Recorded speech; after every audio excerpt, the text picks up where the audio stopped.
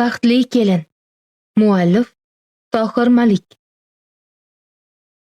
Muyulishdagi xonadon aqli-mahallaga ko'p aralashavermaydi. Bu uyda kichik oila, xotingina yashaydi. Baland bo'yli, qorindor. Oldinga sal egilib yuradigan xonadon sohibining qayerda ishlashini kam odam biladi. Minib yuradigan mashinasini yilda bir, ba'zan 2 o'zgartirib oladigan serdaromad joyda ishlasa kerak. Shunday deb taxmin qilishadi xolos. Xotini esa uzuq-kun uyda. Azonda ko'chani supurib qo'yadi. Guzarga chiqib sut non olib keladi. Erini kuzatadi. Shu bo'yi uyiga kirib ketganicha oqshomda ko'rinadi. Ko'chaga suv sepadi. Yosh xotin o'zlarini chetga tortishgani uchun qo'ni-qo'shnilar zarurati bo'lmasa ularnikiga kirishmaydi.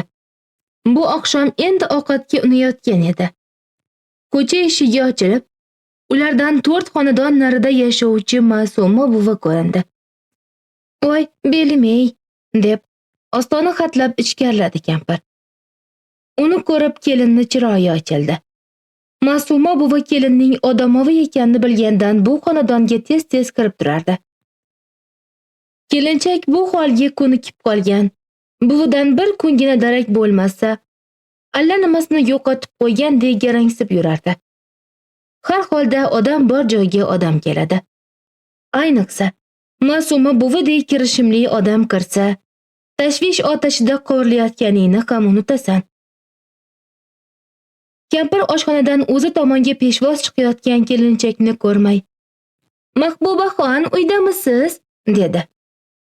Kelin ertalab ko'rishgan bo'lsa ham buvi bilan yana so'rashdi-da, tizillab o'tirib turgan favvora yoniga yumshoq stul qo'ydi.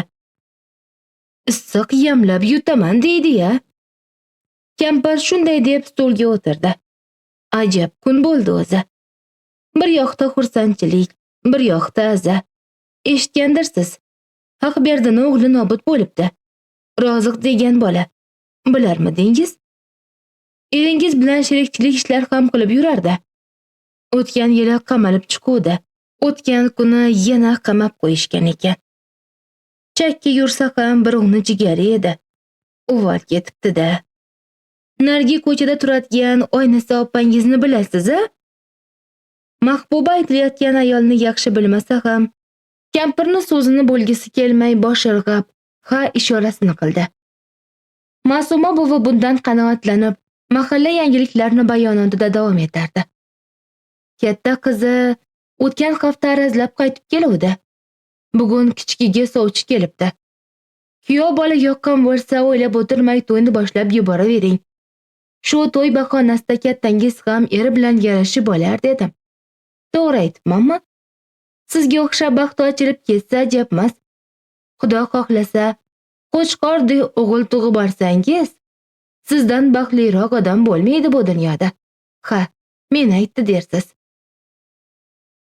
Mahbuba bu gapni eshitib yuzni teskari burdi. Turmush qurganiga 4 yildan oshyapti. Shu vaqt ichida 5 marta bo'yida bo'ldi. Ammo biror marta ham oy kuni yetib tug'ish nasib etmadi. Mahalla ko'y buni yaxshi biladi. Ayb Mahbubaning o'zida deb o'ylaydiganlar ham bor. Ammo hamma balo erining ichkilikka ruju qo'ygandan ekanini yolg'iz o'zi yo'q vrachlargina bilishardi. Mahbuba buni hech kimga aytmagan. Faqat ikkinchi bola tashlashida eriga so'z ochib, haqoratni tagida qolib ketgan. Ma'suma buvi unga yaxshi tilak tilayman. Shunday deb o'ylab, yarasiga tuz sepib qo'ydi. Buni o'zi ham sezib, endi turishi lozimligini angladi-yu, yuziga fotiha tortdi. "Buvi, olma qoqib beray", dedi Mahbuba uning indamay chiqib ketayotgandan hayron bo'lib. "Rahmat qizim, olmalarimiz to'kilib, yer bilan bitta bo'lib yotibdi." Kampir chiqib ketdi. Mahbubaning ko'ngli kun bo'yi xijil edi. Odatini tark etib, peshinda guzarga chiqib kelgach ham g'ashligi tarqamadi. Ma'suma buvi chiqib ketgandan so'ng dili battar o'rtandi. Oshxonaga yo'lagisi kelmay yumshoq stulga o'tirdi. Hovli o'rtasiga ko'ngirador qilib ekilgan sadaroyxonlarga o'ychan tikildi. Mahbuba yolg'izlikda ham, erini sayoq yurishlarga ham ko'nikib ketgan. Dastlabki oylardagi ota-onasini hadeb sog'inishi ham endi ancha susaygan. Uning shaharga qarindoshlari ko'p, biroq ular bilan faqat to'y hashamlardagina uchrashadi. Boshqa vaqt borda keldi qilmaydi. Buning uchun na uning o'zi, na qarindoshlari o'pkagina qilishadi. To'g'rirog'i, bunday bormaysiz ham-a? Qabiladagi mulozamat soyasida soxtalik borligini sezib, bu gaplarga u ko'p ahamiyat bermaydi. Kichkinaligida sho'xlik qilsa, otasi xo'mrayishi bilan jimib qolardi. Qilma degan ishni qilmasdi. Tegma degan narsaga tegmasdi. Ulg'aygach, kiyma degan kiyimni kiymadi. O'qima dedi, o'qimadi. Turmushga chiq dedi, chiqdi. Xotin kishi uyni farishtasi. Uy tutib o'tir dedi. O'tiribdi. Kam ko'sti yo'q. Eringni yuziga tik qarama devdi. Yerga boqib yuradigan bo'lib qoldi. Otasining aytganini so'zsiz bajarishga odatlangandi. Uning bu qadar itoatkor ekaniga dugonalari achchiqlanishar. Onasi esa ba'zan "Xo'p" deb bo'yningni ham qilavermay dilingdagini ochiq ayt, dadang tushunadilar deb qo'yirdilar. U otasiga ko'p marta botiniy qarshilik bildirgan. Qarshiligini sirtiga chiqarishga ahd qilgan paytlar ham ko'p bo'lgan. Ammo bu gaplar tilga chiqmay qolib ketavergan. Onasi qizning bo'ysunuvchanligini odobdan emas, qo'rquvdan deb bilardi. Buni qiziga ham, eriga ham qayta-qayta aytgan. Mahbubaning o'zi o'sha voqeani yaxshi eslaydi.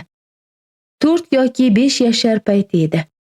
Otasi bir kuni uyga ancha kech qaytdi. Endi ko'zi ilingan Mahbuba uni ovozini eshitib, tog'asi olib kelgan qo'g'irchoqni ko'rsatib maqtanish uchun "Dada, dadajon" deb yugurganicha ayvonga chiqdi. Dadasi tushunib bo'lmaydigan gaplarni aytib, baqira boshlagach, taqqa joyida to'xtab qoldi. Dadasi gapini tugatmay derazani mushladi. Oyna chil-chil bo'ldi. Keyin stul ham devorga urilib sindirildi. O'shandan keyin Mahbuba 2-3 oy duduqlanib yurdi. Mahbuba turmush qurgach, hali chillasi chiqmayoq eri ichib kela boshladi. Ana shu kezlarda, ayniqsa homilador bo'lganida o'sha voqeani ko'p eslab ezildi. Vujudida yana otasiga qaratilgan qarshilik uyg'ondi. Ammo bu ichki qarshilik faqat uning o'zinigina kuydirib yondirardi. Kecha ham shunday bo'ldi. U odatdagidek bir o'zi ovqatlangach uyga kirib televizor quloqni buradi. Mahbuba televizorda nima ko'rsatilsa ham ko'raverardi. Vaqt o'tkazishning bundan bo'lak yo'lini bilmaydi. U televizorni qo'ygan mahalda 3-4 odam gapni burab-burab, birini so'zini ikkinchisini tasdiqlab, fandagi yangiliklar haqida so'zlardi. Mahbuba yumshoq kursiga cho'kib, ularga loqayd tikildi. Tikildi-yu yuragi bexos shih etib ketdi. Eng chetda qisinib o'tirgan yigitni Anvarga o'xshatdi. Agar sochi to'kilib, ingichka mo'ylov qo'ygani, to'lishgani bo'lmasa Anvarning o'zginasi. Mahbuba endi undan ko'z uzmay, so'z olishini poyladi. Yo gapirib bo'lganmikin? Shunday o'yni xayoldan qovib, umid bilan kutdi. Nihoyat ko'zoynak taqqan sapcha bosh odam bu haqdagi so'zni xalqaro mukofot bilan taqdirlangan yosh olim Anvar Zahriddinovdan eshitsak, deb qoldi. Anvar xuddi birov televizorni o'chirib qo'yayotgandek tez-tez gapira boshladi. Mahbubaning ko'zlariga yosh keldi. Negaligini o'zi ham bilmaydi. U Anvarning ovozini eshitar, biroq nima haqida gapirayotganini anglamasdi. Nazarida Anvar hozir televizordan Mahbubani qanday sevganini hammaga aytib berayotgandek edi. Bir paytlar shunday degandi. O'shanda ikkovlari maktabning yangi bog'iga adirga chiqishgandi. Mahbub, seni yaxshi ko'raman, bilasanmi? Degandi Anvar tomdan tarasha tushgandek. Mahbuba buni bilardi. Yigitchaning yo'l poylashlari, darslarda esa ko'z uzmay o'tirishlarining ma'nosiga yetmaslik mumkinmidi? Mahbuba Anvarning qachondir shunday deyishini bilar, aniqrog'i buni kutardi. Javob ham hozirlab qo'ygandi. Biroq muhabbat izhorining bu qadar oddiy kechishini o'ylamagandi. Shuning uchun tayyor javobini unutib, dovdirab qoldi. Yerga qarab bir qadam chekindi-da, "Dadam bilsalar", deya oldi xolos. Nima bo'pti? Baribir biladilar. Sovchi yuborsam, darrov bilib oladilar. Sovchiga ko'nmasalar, dadangga aytib qo'y. Televizorga chiqaman-da. Men Mahbuba degan qizni yaxshi ko'raman. U ham meni yaxshi ko'radi. Lekin eskilik sarqitidan kutilmagan johil otasi yo'limizga g'ov bo'lib turibdi deb e'lon qilaman. Mahbuba bu gapni eshitib jilmayib qo'ydi. Ammo yigitdan ustun kelmoqchi bo'lib, qoshlarini chimirdi. Hecham-da. Nima hecham? Hecham yaxshi ko'rmayman. Senga jondan kechgan qiz tegadi.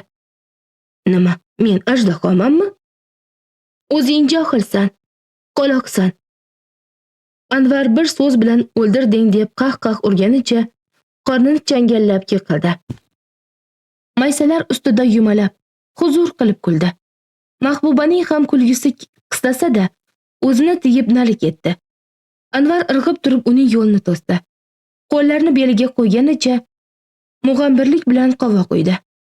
Qani, isbot qil, dedi u ovozini do'rlatib. Nimani? Oldin johilligimni, keyin qoloqligimni. Sen xotiningni har kuni kaltaklaydigan zolim er bo'lasan. Katta buvim rahmatli, xotinlar tez-tez urib turilmasa, qaddi qomati buzilib, semirib ketadi degan ekanlar. Temirchi buvaymi? Mahbuba shunday deb Anvarning yelkasiga turtdi. Anvar chap ko'kragini ushlab yiqilarkan, ikkinchi o'q yurakka tegdi, tamom, deb ko'zlarini yumib oldi.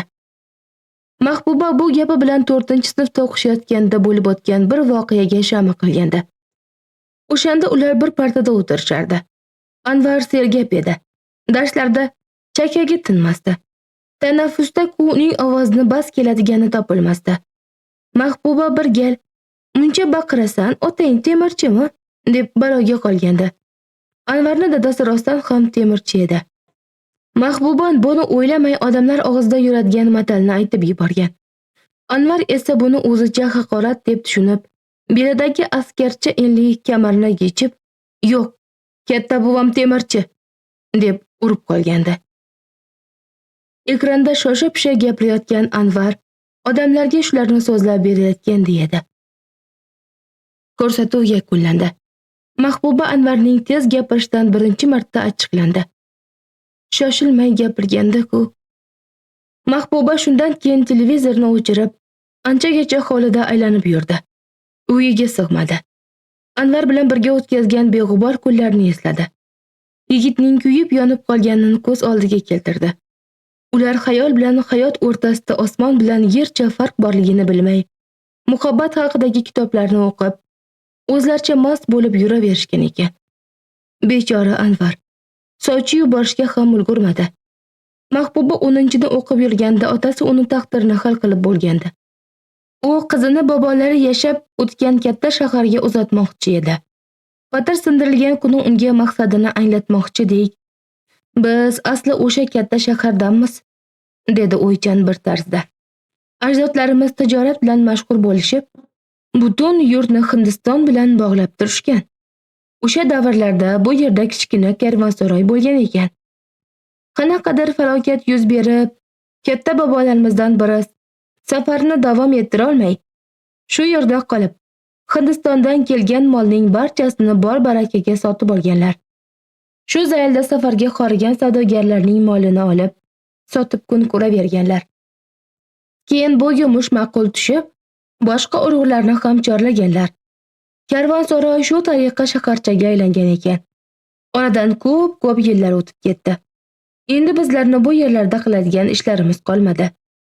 Endi sekin-sekin bo'lsa ham ota yurtimizga qaytishimiz kerak. Shuning uchun sendan keyin singillaringni ham o'sha yoqdagi qarindoshlarga uzatib, ukalaringni katta shaharlik jigarlarimizning qizlariga uylantiramiz. Qaytish bizlarning qismatimizda bo'lmasa, sizlarnikida bordir. Zurriyodimiz ota yurtda to'p qo'yib palak otsa, ming bor shukr qilamiz. Otasi bu gaplarni aytmasa ham Mahbuba qarshilik bildira olmasdi. Muhabbati qo'rquvdan ojiz bo'lsa nima qilsin? Ota yurtda yashash shunchalik shart bo'lsa mana, Anvar ham shu yerda ekan. Endi bunday deyishimning nima keragi bor? Hozir u boshqa odam, men esa boshqaman. U xalqaro mukofot laureati. Men-chi, hech nimam yo'q. Bu uy, jihoz, bezaklar aslida meniki, lekin meniki emas. To'g'rirog'i menga atalgan. Biroq olib qo'yishsa ham indayolmayman. Chunki mehnatim sinmagan. Dugonalarim hasad qiladigan narsalarim bor-u, ammo meniki emas. Eri televizordagi tungi konsert oxirlaganda keldi. Nahorda choy ham ichmay ketdi. Mahbuba kun bo'yi Anvarning xayoli bilan yurdi. Oqshom tushini intizor bo'lib kutdi. Nazarda bu oqshom ham televizorda Anvar chiqayotgandek edi. U og'ir-og'ir qadam bosib oshxonaga bordi. Kunduzi ziyofatlarda bo'kib ovqat yegani uchun tunda mastavaning suvini ichish bilan cheklanayotgan eriga atab ovqatni pishirdi-da, gazni o'chirib uyga kirdi. Ovqatni har kuni 2 kishiga mo'ljallab, shu paytda tayyorlaydi. Ammo har kuni bu bir o'zi yeydi. Eri vaqti kelganida ham ovqatga qaramaydi. Lekin Mahbuba baribir unga ilinadi. Televizorda qaysidir xo'jalikning molxonasi ko'rsatilyapti. Mahbuba e'tiborsiz o'tirib tomosha qildi. Axborotdan keyin kishining g'ashini keltiradigan qandaydir tok-shou boshlandi. So'ng esa almisoqdan qolgan bir film. Negadir ovqatga ishtahasi bo'lmadi. Kino yarimlaganida eri keldi. Bir piyola choy ichdi-yu borib joyiga yotdi. Qani, kela qolmaysanmi? Tomoshangdan tilla chiqsa ham, dedi yotgan yerda to'ng'illab. Mahbuba kelib yotgach, u yostiqqa tirsagini tirab, qaddini ko'tardi. Bugun zo'r ish bo'ldi. Mo'maygina tushadi. Erta-indin oppoq Merc olaman. Bugun bittasi. Mashinani qo'lqopday osongina almashtirasan-u, ammo xotiningni yangilamaysan deb hazil qilgan edi men. Mashinani urug'i ko'p, ammo bizni xotin ayollar ichida bitta dedim. Olimbek bu gapi bilan Mahbubani erkalaganday bo'ldi. Keyin bugungi oshxo'rlikning ta'rifini boshladi. Zokirni taniysan-a, anavi tuya bor-ku? O'sha mukofot olgan ekan, yuvdi. Qanaqa mukofot? Mahbubaning xayoliga yalt etib Anvar keldi. Aniq bilmayman-ku, lekin chet el firmasini chuv tushirib beribdi. Ko'pmi? Nima, firmami? Yo'q. Mukofot pulni so'rayapman. Olimbek qiqirlab kuldi. U pismiq aytarmidi? Ko'kidan 1-200 olgandir, lekin dasturxoniga gap yo'q.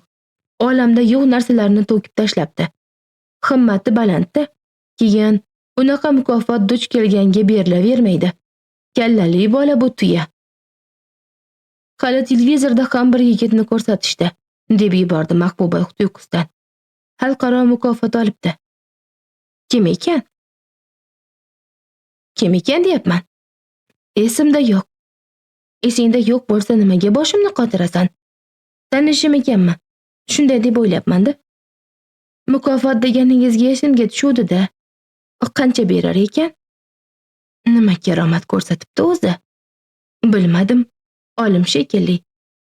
Ha, olimchalarmi? Ularga ko'p berishmaydi. Mahbuba yengil xo'rsindi.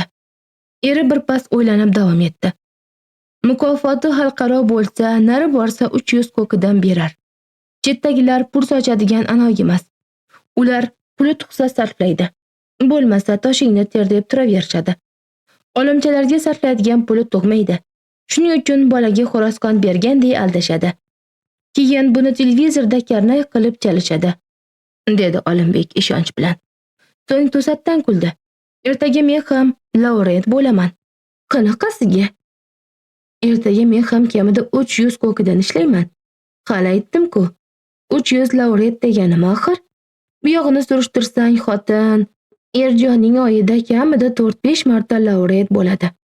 Ko'kragingni tog' qilib yuraver. Mahbubaning g'ashi keldi. Teskari o'girildi. Olimbek buni noz karashmaga yo'yib, uni yelkasidan quchdi. Shu payt eshik qo'ng'irog'i jiringladi. Ikkovi barabar qaddini ko'tarib, savol nazari bilan ko'z urishtirishdi. Qara, dedi Olimbek xavotir bilan. Mahbuba deraza pardasini xiyol surib ko'chaga qiyalab qaradi. Kim ekan? Haligi vodoparovotimizni tuzatib bergan qo'shnimiz. Ha, Rahimmi? Chiqib qara. Meni so'rasa, g'irt bo'lib yotibdilar de. Mashinada u yoq bu yoqqa olib boring desa kerak-da. Qiyaver keldim. Mahbuba dam o'tmay qaytdi. Nimaga chiqibdi? Dedi Olimbek yostiqdan bosh ko'tarmay. Mehmonlari bor ekan. Aroq zarur bo'lib qolibdi. Meni uyim aroq zavodi ekanmi? Olib bergandirsan. Ertaga soat 12 da qolmay qaytaraman devdilar. Shuning uchun ham uyda baraka yo'q-da. Olimbek to'ng'illab choyshabga burkanib oldi. Mahbuba yotarni ham, yotmasni ham bilmay turib qoldi. Buni sezgan Olimbek unga o'girildi. Mahbuba itoatkorlik bilan kelib joyiga yotdi. Roziq chiqmadimi? Omonatini kecha qaytarish kerak edi. Qaysi roziq? Nonvoyning qo'shnisi. Haqberdi akani o'g'li-chi? Bultur qamalib chiqqanmidi? Qamalgan bo'lsa qamalgandir, senga nima? O'shanisi o'libdi-da, shunga so'rayapman. Nima? Ertalab janozasi ekan, eshitmadingizmi? Uningnikidan eshitamanmi? Olimbek qaddini ko'tarib o'tirdi. Boshini qashgan bo'ldi. Obbo, shunisi yetmay turuvdi. Qarz so'raganda bergim kelmovdi-ya. Endi bu yog'i nima bo'ladi? Ha, mayli, o'zi o'lsa otasi bor-ku. Eshitmadingmi nima bo'libdi? Bilmasam. O'tgan kuni yana qamab qo'yishgan ekan. Uydan tilla chiqqanmish. Mashinasini ham olib qo'yishganmish. O'tgan kuni qamashibdimi? Nega shu paytgacha aytmading? Bularsiz deb o'ylabman. O'zim ham bugun eshitdim. Ma'suma buvi kirib aytuvdilar. Uningnikidan bilamanmi? Olimbek qo'pol so'kindida turib kiyina boshladi. Qayoqqa? U harom o'lgurni falokati menga ham urmasdi edi. Ilisa bir buraganda valdirab bergan bo'lsa, dur tez. Mayda chuydalarni opamnikiga tashlab kelaman. Yangi gilamni o'ra. Taqinchoqlaringni to'q. To'xta, avval hovlini chirog'ini o'chir. Olimbekning mashinasi mayda chuyda narsalar bilan to'ldi. Bu hol Mahbuba uchun yangilik emasdi. Shuning uchun erini hayajonsiz kuzatdi. Tongni yolg'iz qarshiladi. Tamom.